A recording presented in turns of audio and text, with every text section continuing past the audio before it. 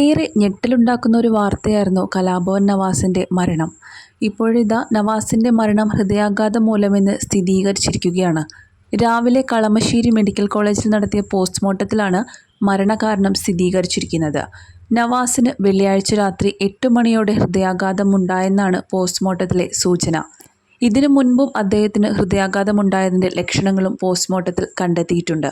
നെഞ്ചുവേദന വന്ന് ഹോട്ടൽ മുറിക്ക് പുറത്തേക്കിറങ്ങി ആരുടെയെങ്കിലും സഹായം തേടാൻ ശ്രമിക്കുന്നതിനിടയിലാണ് നവാസ് കുഴഞ്ഞു വീണതെന്നാണ് നിഗമനം. ഹോട്ടൽ മുറിയുടെ വാതിലിനോട് ചേർന്നാണ് അദ്ദേഹം വീണ് കിടന്നിരുന്നത്. വാതിൽ ലോക്ക് ചെയ്തിരുന്നില്ല. വീഴ്ചയുടെ ആഘാതത്തിൽ നവാസിൻ്റെ തലയിലും മുറിവുണ്ടായിട്ടുണ്ട്. ഷൂട്ടിങ്ങിനിടെ സെറ്റിൽ വെച്ച് നവാസിന് നെഞ്ചുവേദന അനുഭവപ്പെട്ടിരുന്നതായി നടൻ വിനോദ് കോവൂർ ഫേസ്ബുക്കിൽ കുറിച്ചിരുന്നു. ഡോക്ടറെ ആ സമയം വിളിച്ചെങ്കിലും ഷൂട്ടിംഗ് മുടങ്ങേണ്ടെന്ന് കരുതി മുന്നോട്ട് പോയെന്നായിരുന്നു കുറിപ്പ്. പ്രകമ്പനം എന്ന സിനിമയുടെ ചിത്രീകരണം പൂർത്തിയാക്കിയതിന് തൊട്ടു പിന്നാലെയാണ് നവാസിൻ്റെ മരണം സംഭവിച്ചത്. വിജേഷ് പാണത്തൂർ സംവിധാനം ചെയ്യുന്ന പ്രകമ്പനം സിനിമയിൽ നവാസ് ശ്രദ്ധേയമായ കഥാപാത്രത്തെ അവതരിപ്പിക്കുന്നുണ്ട്. 2 ദിവസത്തെ ഇടവേളയിൽ സാധനങ്ങളും എടുത്ത് വീട്ടിലേക്ക് മടങ്ങാനായി ചോറ്റാനിക്കരയിലെ ഹോട്ടൽ മുറിയിൽ എത്തിയതായിരുന്നു അദ്ദേഹം.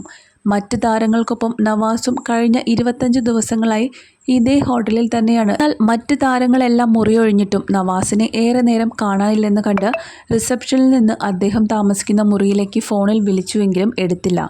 നവാസിനെ അന്വേഷിക്കാൻ എത്തിയ റൂം ബോയ് വാതിൽ തുറന്നു കിടക്കുന്നതായിട്ടാണ് കണ്ടെത്തിയത്. നോക്കുമ്പോൾ നവാസ് നിലത്ത് വീണ് കിടക്കുന്ന നിലയിലായിരുന്നു. നടൻ രാത്രി 8 മണിയോടെ ചെക്കൗട്ട് ചെയ്യുമെന്ന് ഹോട്ടലിൽ പറഞ്ഞിരുന്നു. 8:30 കഴിഞ്ഞിട്ടും കാണാതായതോടെ മുറി തുറന്നു നോക്കുമ്പോഴാണ് താഴെ വീണ നിലയിൽ കണ്ടെത്തിയത്. സോപ്പും ടവലും മാറാനുള്ള വസ്ത്രങ്ങളും കിടക്കയിലുണ്ടായിരുന്നു.